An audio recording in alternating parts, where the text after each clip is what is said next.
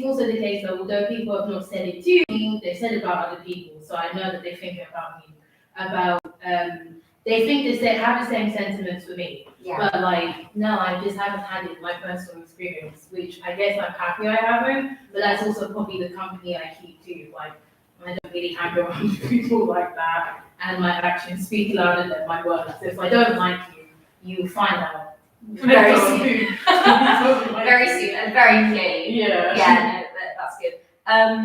I mean, for me, it's an interesting one because I wonder sometimes if it also depends on where you are. So I've noticed like I said, I'm of Sydney's heritage. I've noticed with Sydney's people who live in the UK, especially like families who have second generation British-born children like me, for example, because in this part of the world, conversation is shifting, and you have people that like things like the natural hair movement and black is beautiful and also black magic, because you have it in this part of the world.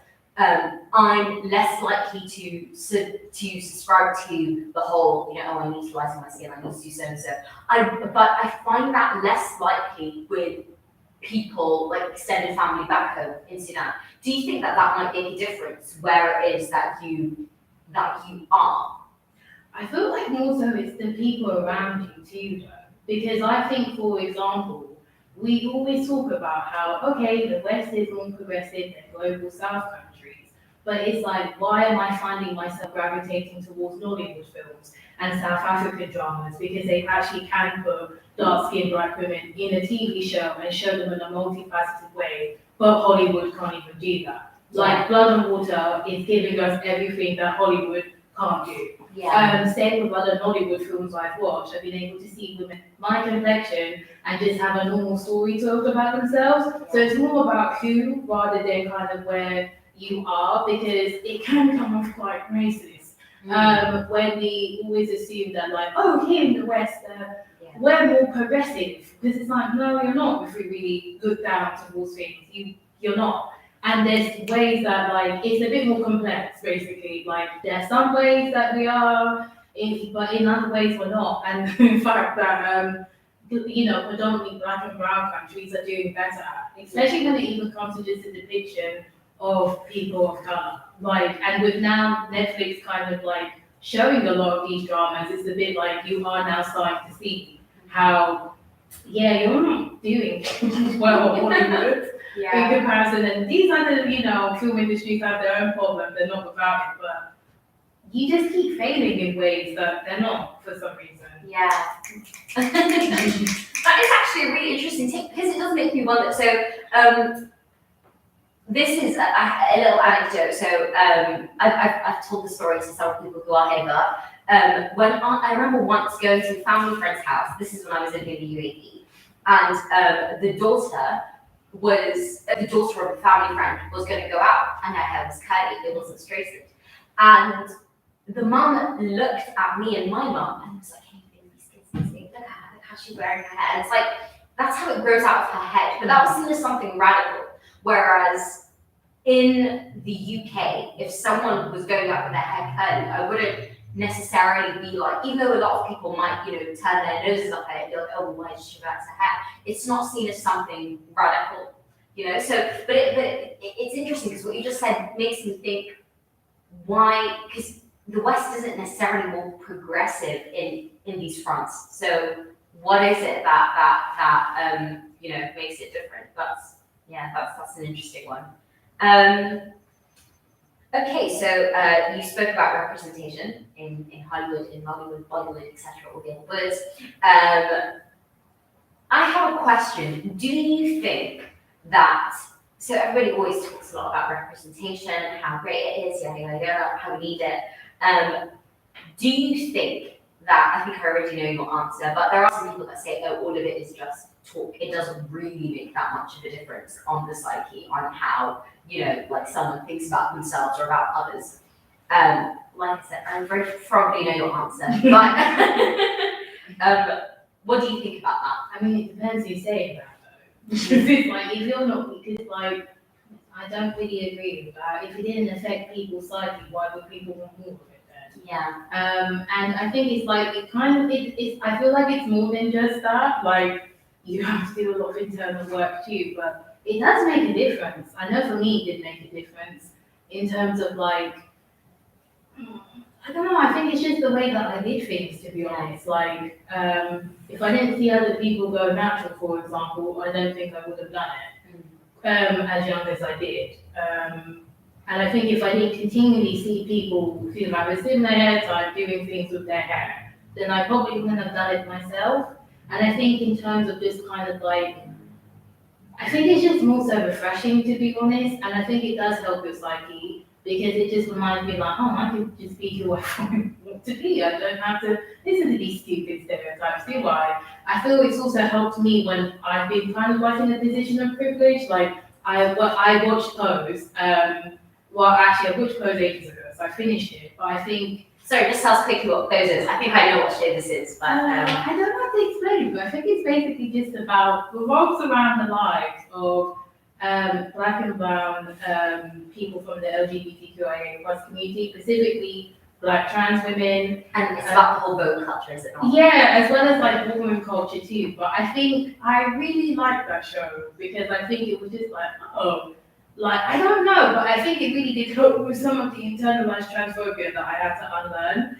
And I think also people in real life too, because it's like, one of my friends, for example, closest friends, came out as non-binary like last year. So it was kind of just like, I know it's not on TV, but it was in real life, but just seeing their journey, I was just like, I know it sounds dumb, but like, I was like, you're a normal person. Why the hell were you thinking that you weren't a normal person and that you were an abstract being? And that even then a lot didn't really change about them. I don't know. I think it was just more so it did also help me to unlearn the transphobia too. Granted, I don't have to have friends to unlearn that. Like, we should be doing the work anyway. But I think it made a difference. Like, because seeing people in your life be this way, it's just like, no, actually, all these crappy things they were saying about us or saying about them isn't true. Or even when it comes to like the body positivity movement, although it could be better in ways, I feel like even for me as like a mid-sized girl,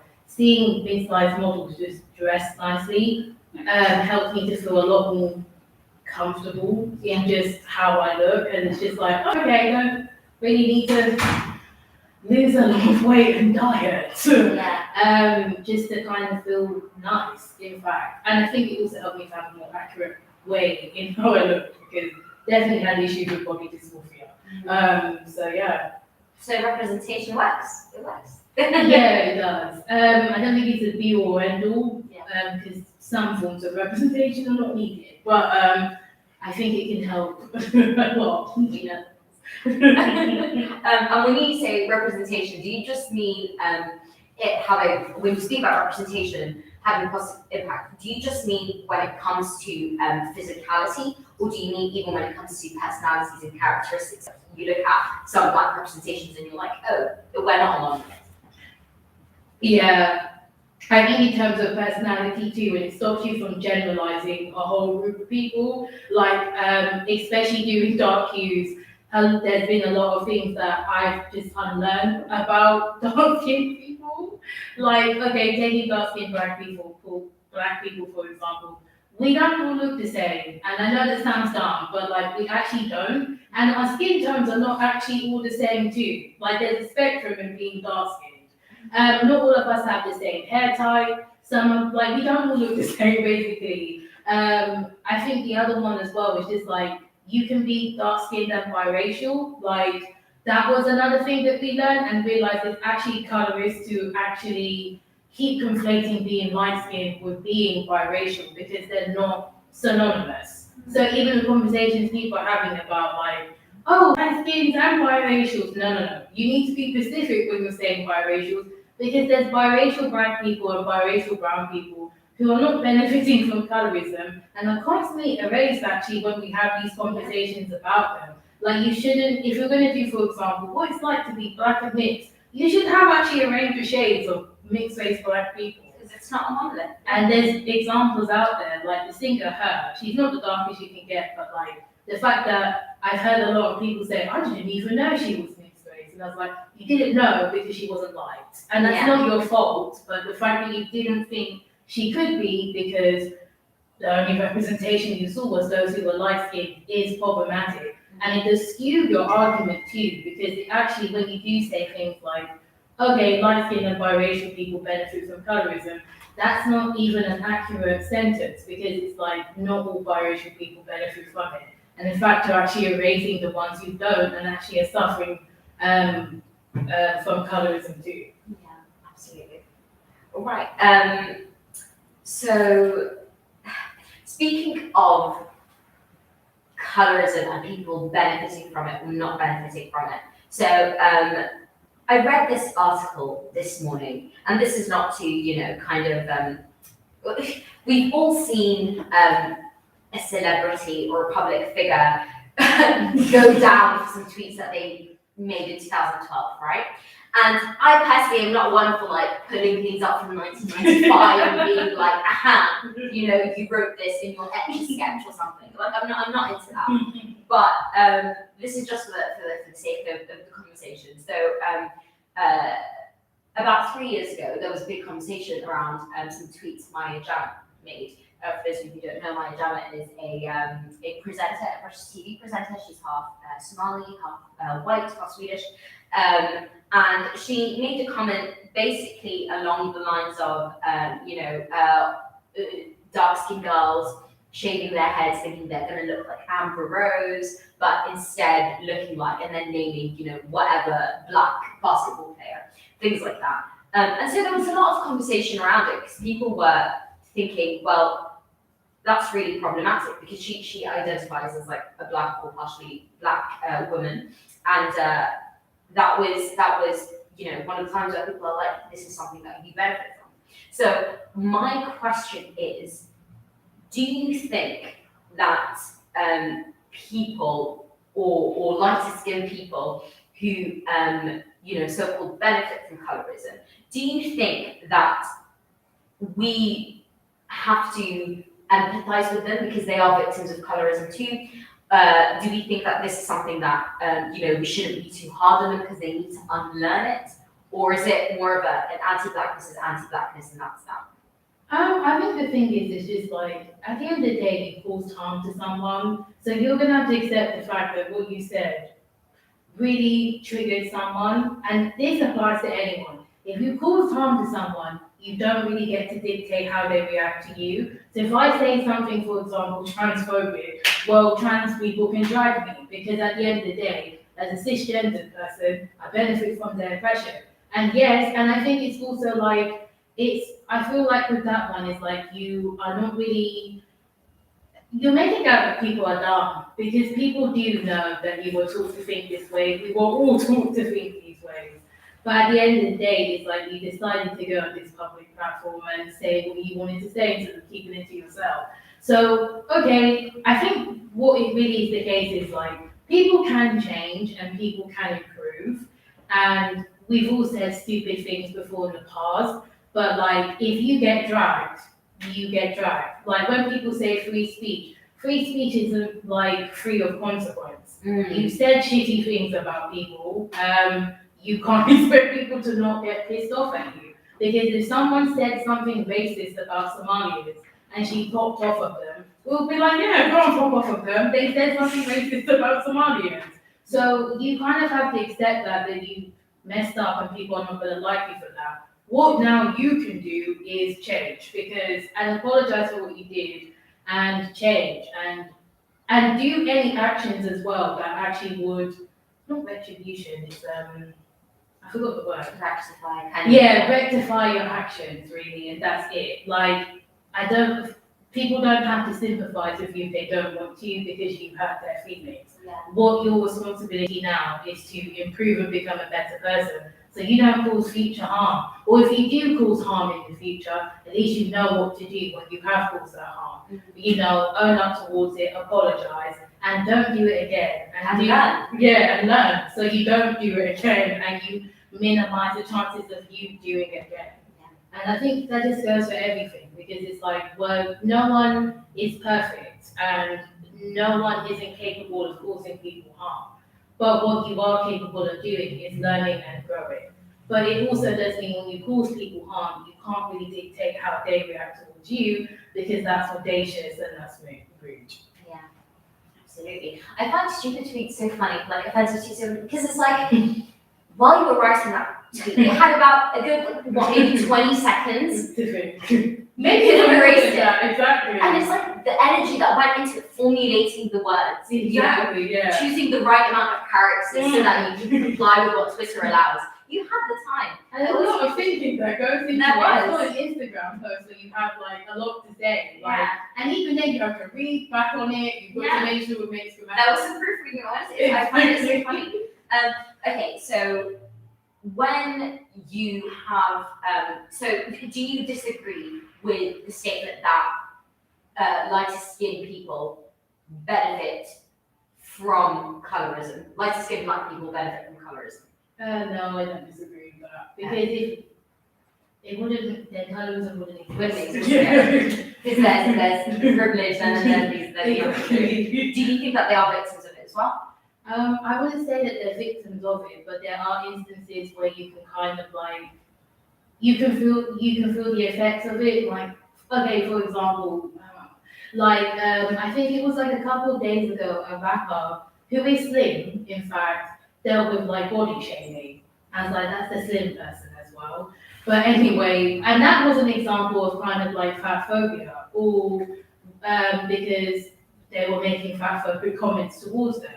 But they're not victims of it. Yeah. They still have a desirable body. They still have a privileged body. It's just in this case, they had to deal with nasty comments. Mm-hmm. So it's like there's times where if you're light skinned and you're the darkest in the room, and someone makes a comment about you, a colorist comment. Okay, yeah, there was a time where someone said something colorist to you, but you're not a victim of it because you ultimately benefit from it. Yeah, that's understandable. Okay, speaking of going back to stupid tweets. It's actually, unfortunately, maybe some of you in this room might know, it's actually really common. It's every once in a while, Twitter has this kind of reinflation of, unfortunately, black men making stupid tweets about black women. You know this, right? And I did a bit of Googling today, and I found out that this is actually like a really common thing. So several people have, written articles on it. There's one here by Drew McClinton in the Guardian, why dark-skinned girls like me aren't getting married. Galda magazine, talking to black boys about colorism. It's like talking to a brick wall. There's so much about it. And one from Galda magazine, how colorism and misogynoir affected a generation of dark-skinned black women on and off the timeline. And I want to just read a bit of this article. So it says, the dehumanization and animalization of black women's bodies gave room for adolescent black girls to question the normality of our features, noting that these comments were coming from black boys and men, feels uncomfortable that the swelling heap of abuse black girls and women suffered is an uncomfortable fact we have to sit with. So we'll just hold on to that. Going back to the whole Twitter nonsense, I'm assuming, based on your facial expression, you know what I'm talking about. Every once in a while, some people on Twitter, a group of black men decide that, do you know what, I'm going to make fun of some black women today. And it happens every once in a while. It's really strange. Just quickly, I'm going to read the definition of misogynoir. So the concept of misogynoir involves a specific type of misogyny that has its roots in racism. Coined by the queer black feminist Moya Bailey in 2010, the term is a blending of concepts that combines misogyny and the French word for black, noir. According to Ms. Bailey, misogynoir is the anti-black racist misogyny that black women experience. And this is something actually that I found really interesting. Sojourner Truth, her poem "Ain't I a Woman" is actually about this. The I guess masculinization or unfeminization of black women. So going back to stupid tweets, Kevin Hart got a lot of hate for tweet. Chizoba was already like, oh no, you mentioned the name, absolutely not. Saying that black women are dark-skinned black women. He mentioned how they are more ghetto. How they have bad credit scores. I don't know what survey he conducted that helped him reach this conclusion, but apparently he conducted something of the sort. Another thing was Leanne Pinnock from Little Mix. She had a documentary called Race and Power or something of the sort, and in that documentary, she called out her Race and Power. Sorry, she called out her then fiance Andre Gray about previous colorist tweets which made fun of dark-skinned women wearing things like red lipstick. There's so much to unpack here. Where do you think this sort of, well, obviously I can't, it's a big topic, I can't expect to have all the answers, but personally, especially doing a lot of work around, colorism and stuff like that, where do you think this comes from?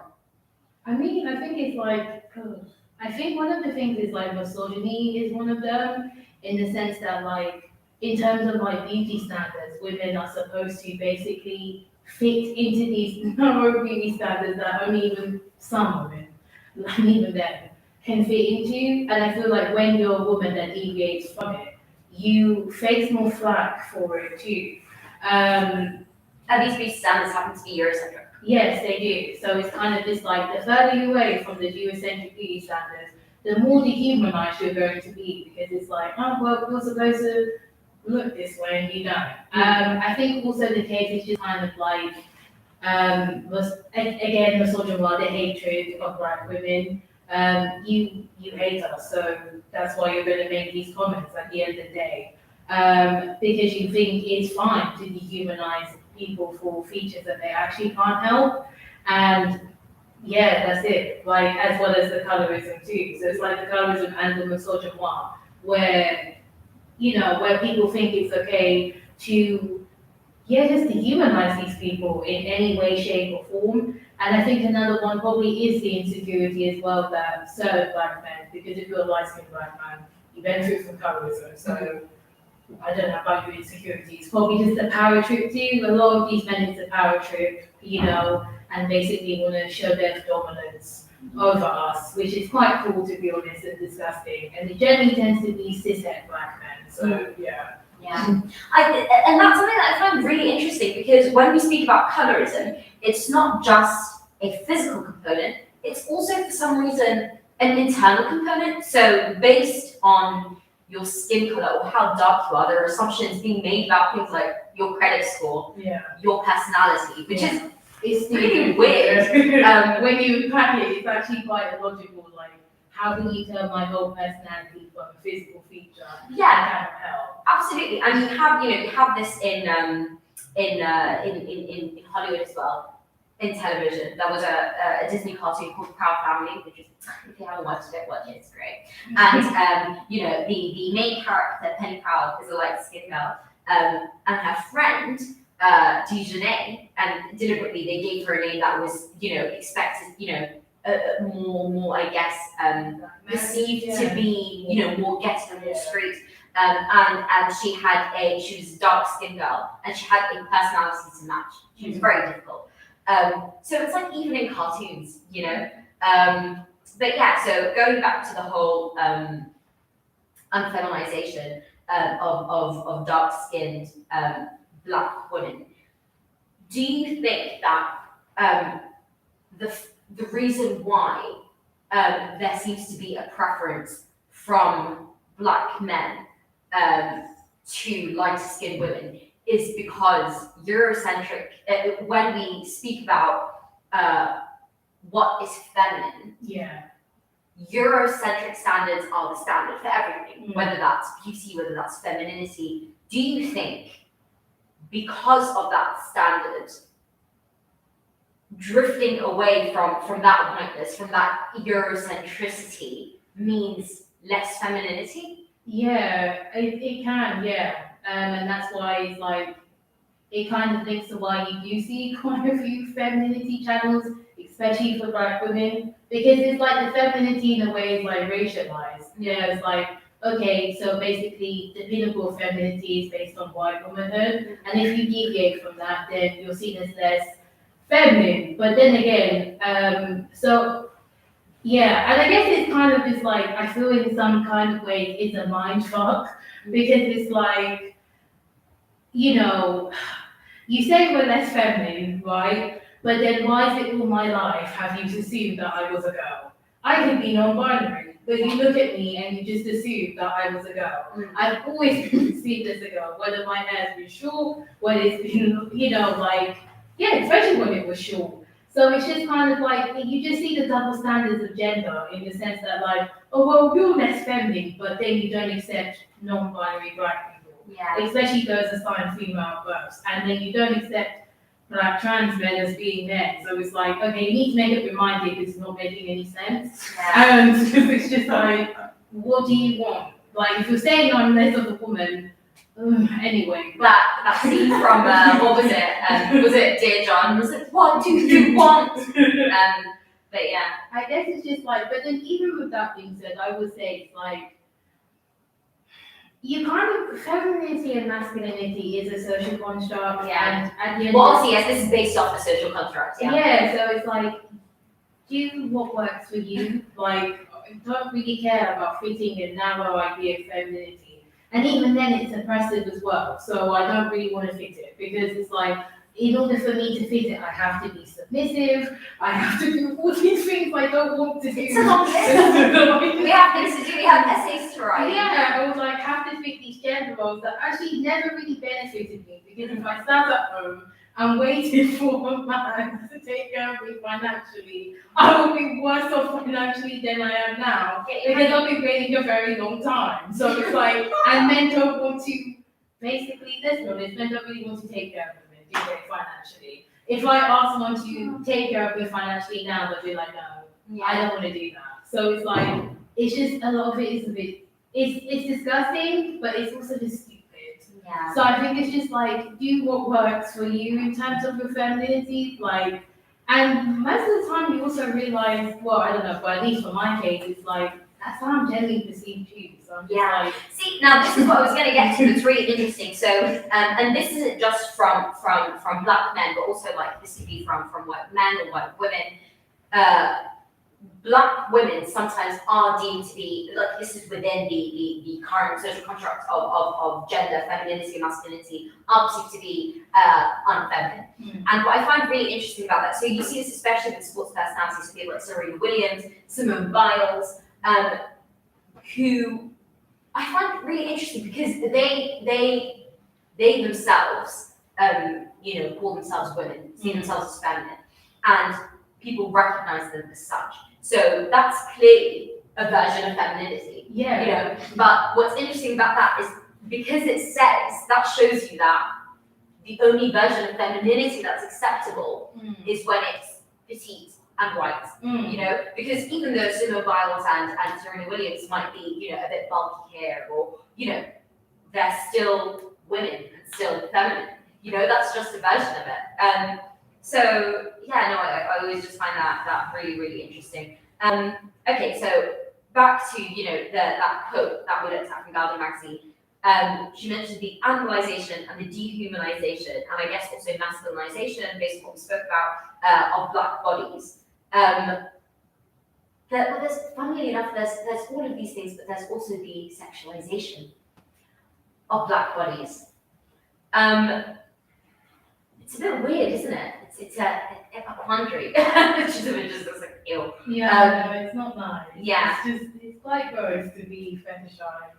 Is that something that you've seen often? So like obviously you when you're compiling images and stories and stuff of dark skinned women and Black and brown women, is this something that you tend to see while you're looking through those pictures, looking through those stories and stuff, that there seems to be a weird juxtaposition between the demonization or the dehumanization of them, but also a sexualization of them? I think it depends because on Instagram you can kind of like put your own images out there. Yeah. No, not really, because these people are controlling their own narratives of how they're going to be perceived. Yeah.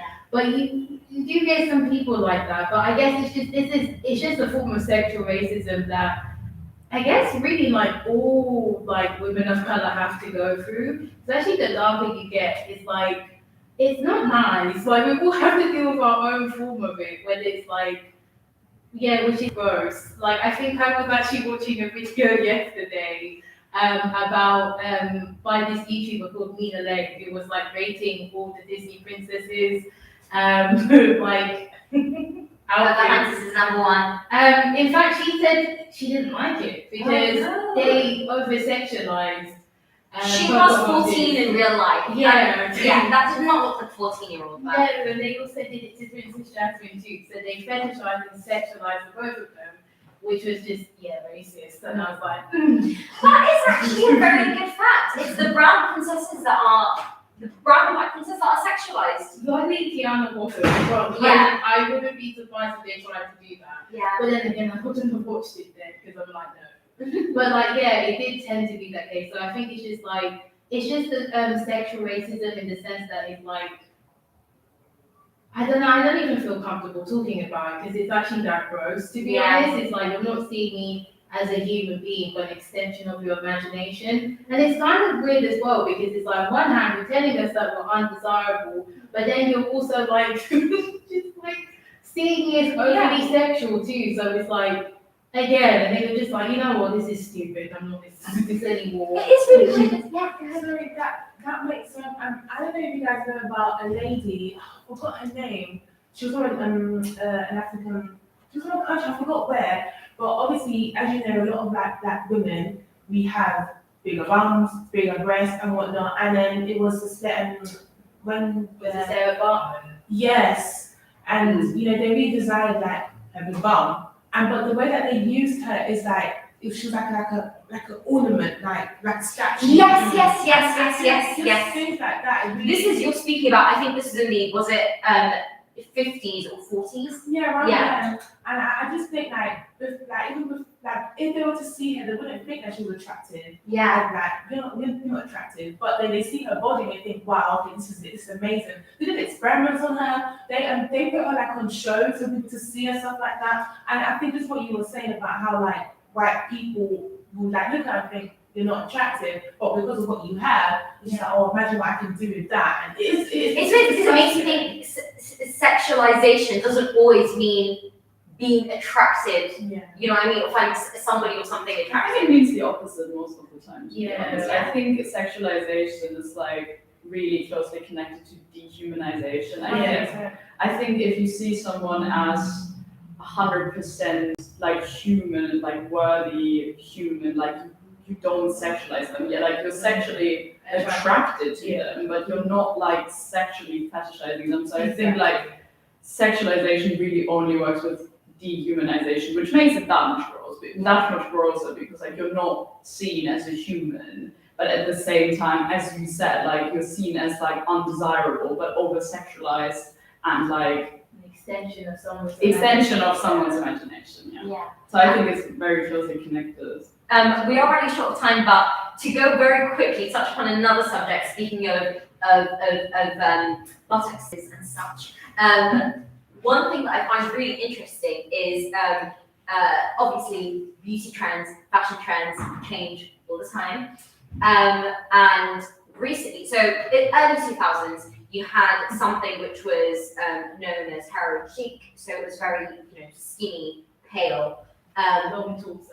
Yes. Yeah. So a Kate Moss type, usually very straight hair. And then you move on to, I guess, a bit further from that, and then the ideal was an athletic body, kind of body looking healthy and stuff. And then nowadays, when you shift to what is trendy today in the world of bodies and skin and such, it's a more Kardashian-esque appearance. And that's not just to say the really tan skin, but it's also the voluptuousness, So, big asses, hips, breasts, and also things like lips and stuff, which tend to be, and this is obviously because Black women are not a monolith, but traditionally, so like in that example that you gave, were thought to be, more Black features. Yeah. And this is a conversation that's raging nowadays, but with BBLs becoming fashionable, it's the thing of wanting Black features or thinking that they're desirable so long as they're not on Black women. So would you guys consider that to be appropriation? I think in terms of genetics, no, because the thing is like there are white women and brown women who are naturally. Oh no, not their appropriation. Personally, I have no. Listen, I love watching the Kardashians. I'm not even gonna lie. But like, do you think it's not for the women themselves, but for the women who are wanting these features themselves? But do you think this is like a societal appropriation, the beauty industry's appropriation, saying that these things look nice on a white woman, just not on a Black woman? Maybelline recently released there was a picture, a Black woman's lips. It was like displaying a new lipstick shade, and in the comments it was just people just saying, "Oh my God, how natural her lipstick grows," blah blah blah. Despite the fact that everybody's getting lip fillers, and it's like, honestly, by all means, do what you want. But isn't it very strange that on a Black woman it's seen as, no, that's not cute, but then as soon as white women, it's like revolutionary, like. So do you think that's appropriation, beauty industry's appropriation of Black features? I think it's hard to. The thing is like, I wouldn't say in terms of like features I would call it appropriation, because the thing is like, it's not the same as culture, because there are Black people who don't have big lips. Like for example, a lot of people keep saying that like Somalians, Eritreans, Ethiopians, East Africans in general, that they're not really Black because they have slender noses and slimmer lips. And it's like, how are we telling indigenous people that they're not Black and they're not really African because of their features? Yeah. Because racism taught you that these features belong to white people, when no, that's not actually how genetics work. So I don't know how genetics work. And I'll be arguing with people like, oh well, no, Eritreans are not African. I'm like, yes, they are. Like, especially for us West Africans, everyone keeps thinking that every West African, even though there's like about 18 countries in West Africa, and God knows how many ethnic groups within them, they all assume that we're all dark skinned, we have falsy hair, and we all have wide noses and thick lips. And although there's definitely features, there are common features there, it doesn't even apply to all of us. Like, I don't have falsy hair, but I'm West African. So, and it's like, and I've got friends who are light skinned and West African, well, specifically Nigerian, and they don't look like that. So I think it's like, I wouldn't necessarily call it appropriation, I'll just call it racism, because at the end of the day, racism. It's like, because you can't really appropriate genetics, and it's a slippery slope, because when there are Black people who don't actually have these features, and then you get white people and brown people who do, you can't really call it. Are you going to say to that white person who has big lips, you're appropriating my features, even though they naturally have those features? So no, but I would call it like racism, because it's like, it doesn't really make sense to be, it just is racism, because it's like, how are you saying that this is not a good feature, but then you're trying to emulate?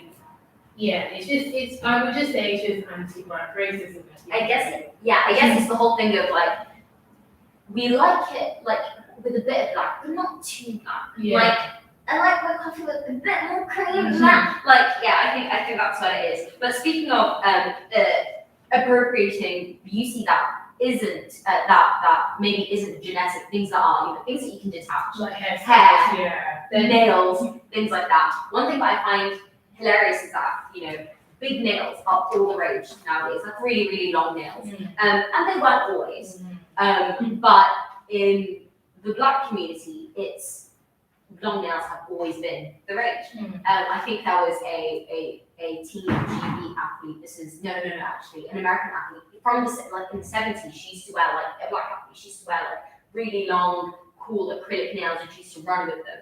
And everybody thought it was trashy. But nowadays, that's all the rage. So when it comes to things like that. Things like hair, which is ghetto when black people, like, you know, the ghettoization of black things on black people. What do you say to that? Would you call that then appropriation of beauty? Yeah, I would say like I would only really call self appropriation when it comes to things like culture, because genetics isn't really a good one. Because if it's appropriation, then the white people say, well, you're appropriating blonde hair. Then it's just a bit like it legitimizes their argument too, and we know that's stupid because it's like you do know like there actually are black people with naturally blonde hair, so how they're appropriating. So in terms of genetics, probably no, but in terms of culture, like hairstyles and the way you do your nails and clothing, yeah, for sure. It's the thing is, it's just like everybody says it doesn't look good on us. When they do it, it doesn't look good on them. I find it such a weird one because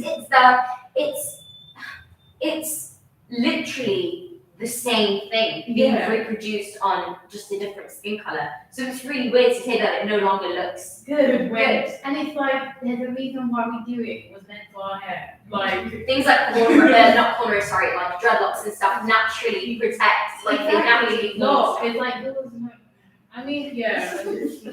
I don't know. This one just gets on my nerves because it's like we've had this conversation like so many times. So it's like. And at this point, it's like you just want to be a dick, don't you? Like people have been telling you, like just stop doing it. You're harming someone. And it's mean at the end of the day, but it's like you just don't want to. You don't want to be good. You just don't want to have a conscience. But like, yeah, I definitely would say it can be quite arrogant because it's like, these hairstyles are indigenous. These are African hairstyles, and they're far from ghetto. And then again, it does beg the question: what is wrong with ghetto if you're copying it? Like, it doesn't make sense for you to call something ugly if you're then going to just copy it. Like, if you don't copy something you find ugly. Clearly, you like what's ghetto. It's cool, it's trendy. So, it is. I mean, it's like, I feel like it's been said so many times, but to just dumb it down for people, don't do it because you're harming people. End of. There's other styles that you can actually do. And ironically enough, there's a lot of styles that white celebrities have done that you can copy and look good. Like, I remember there's a time everyone wanted to do Game of Thrones hairstyles. Don't know if they were able to do it, because like, the styles, that type of making was not easy. I always wondered, how did Khaleesi maintain her hair like that when she was out, on missions on horses in the desert? I'm like, who's doing her hair? It's not her. And it's not simple braiding, and it's like, is that Dutch braids or French braids? Because it's like, it feels like you're not even using 3 strands to like braid the hair anymore, like you're using 4 or 5. So I'm just like, it's a before a fashion you can just copy and look good with. It's not like people have done it for you, so I don't know why you feel the need to. And it's not appreciation, regardless of what anyone says, because it can't be appreciation if there's a group from the people from the ethnic group that you're trying to emulate don't like it. Yeah, there's going to be, we're not all going to agree on it, but if it's not yours to begin with, and at least a good amount of people from the original ethnic group don't like you doing it, don't do it. Thank you, Chizoba. All right, so last question. We are about 5 minutes over. First of all, I'm going to put it out to the room. Does anyone have any questions they would like to ask Chizoba? Anything that they would like to raise? I mean, I've got a contribution, not necessarily a question, but it'd be good to hear your view on it. I'll give the example, I guess, of colonial education first as an analogy before I get into what I want to say. So back home, obviously, I'm an international student from Guyana, and there's a lot of intergenerational trauma, I think, in many different aspects of just being black and also just being from the global south. So the first one is religion, religion many black people in global south follow is Christianity, largely because it was indoctrinated through slavery. Of course, many people do make that choice for themselves today, and that's okay. But I do find that that's one aspect of it. Also, I think this is a funnier one.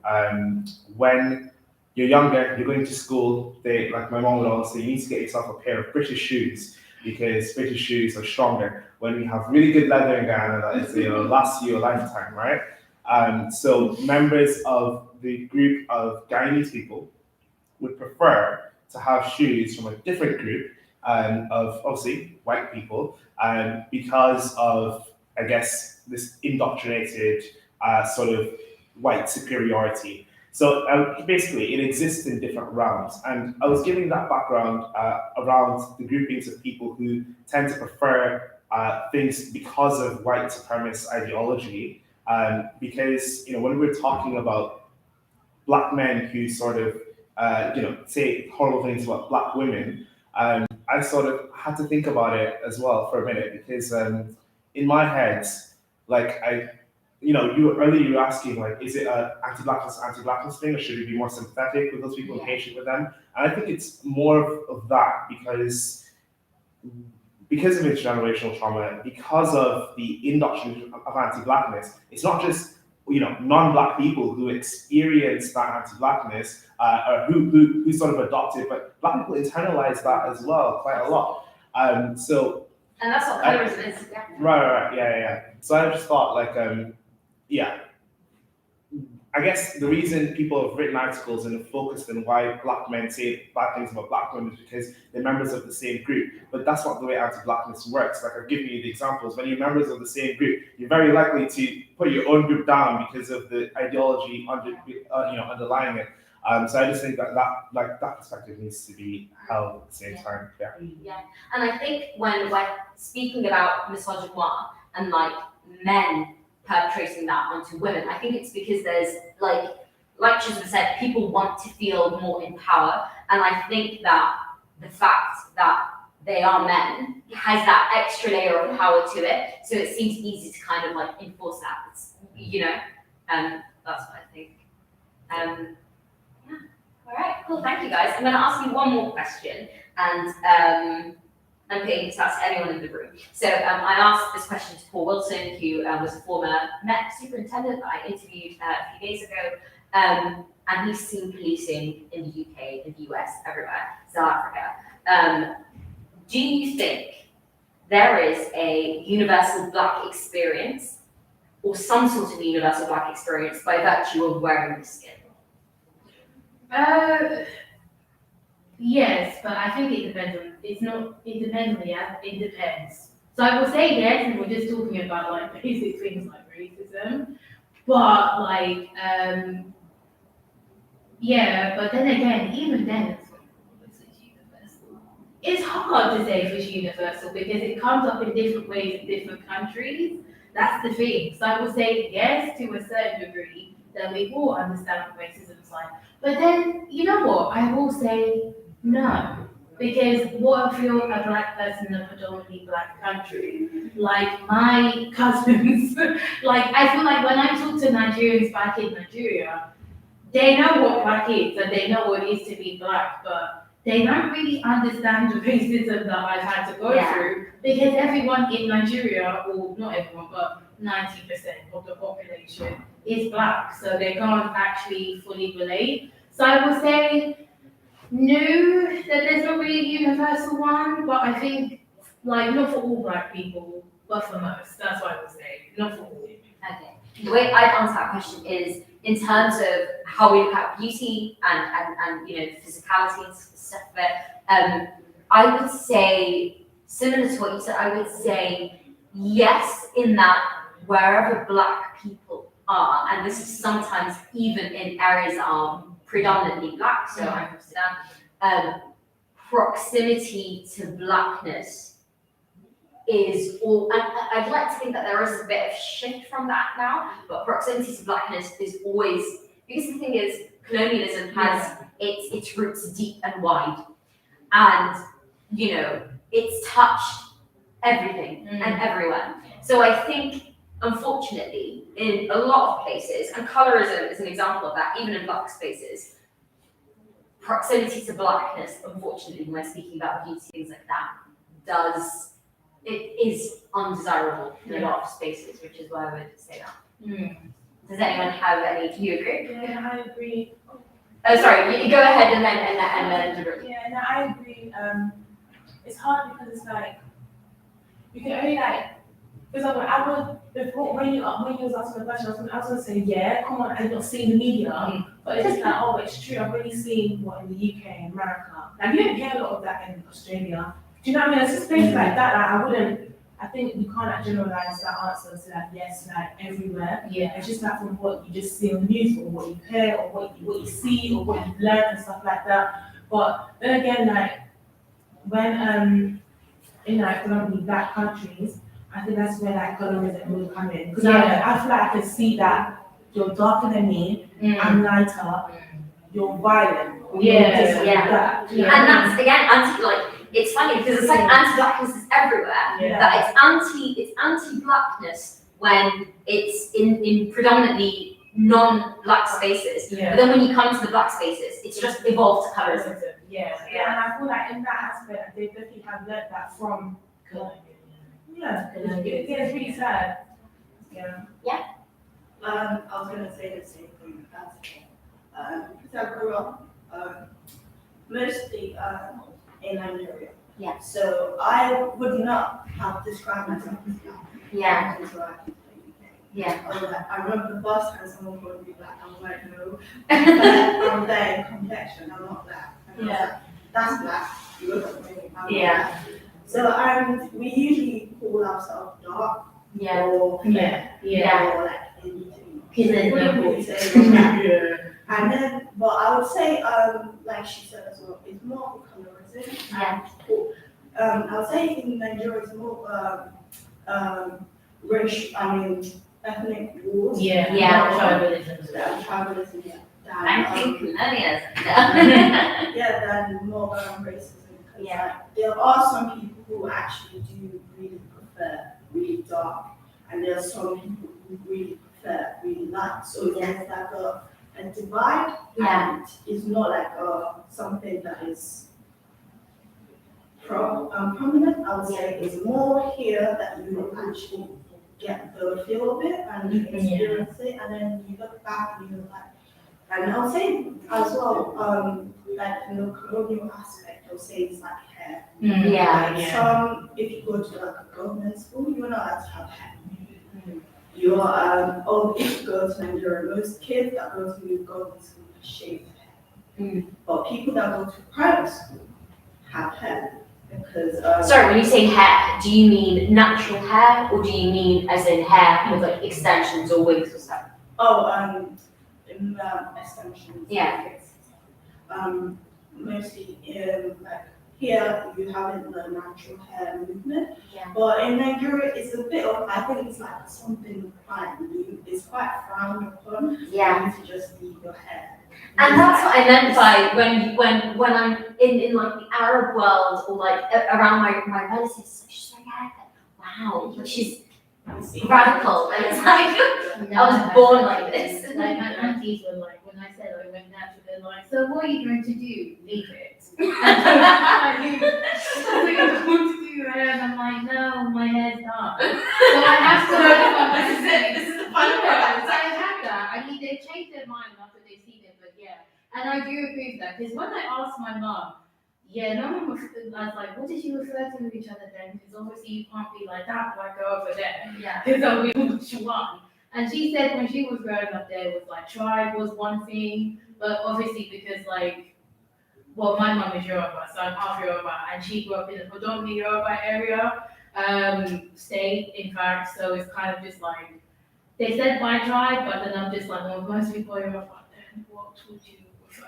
So I guess it's like, I can see that, and that's most of the time. That's what I've heard from relatives and stuff like that. That they know they're black, but it's not really necessary when you are. Even when I was in church as well, I don't remember ever referring to myself as black in church because it's like, well, everyone's black. So what are you gonna say? Oh, that black girl over there, or that black boy over there. I'd be like, that's number 4. All